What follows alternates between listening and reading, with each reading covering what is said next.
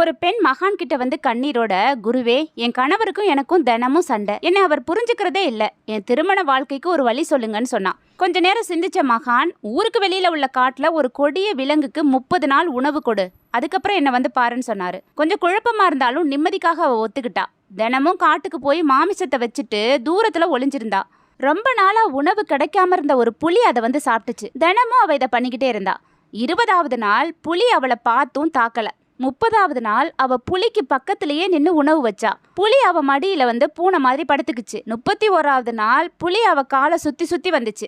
நேரா மகானை வந்து சந்திச்ச அவ, பாத்தீங்களா குரு, பிரச்சனையை தீர்க்க உங்ககிட்ட வந்தேன், இப்ப இந்த புலி பூனை மாதிரி என் காலையே சுத்தி வருதுன்னு சொன்னான். மகான் சிரிச்சுக்கிட்டே, ஒரு உயிரை கொன்னு சாப்பிடுற இந்த கொடிய புலியையே உன் அன்பால மாத்தி இருக்கிற, உன் கணவர் இந்த புலியை விட கொடியவரான்னு கேட்டாரு.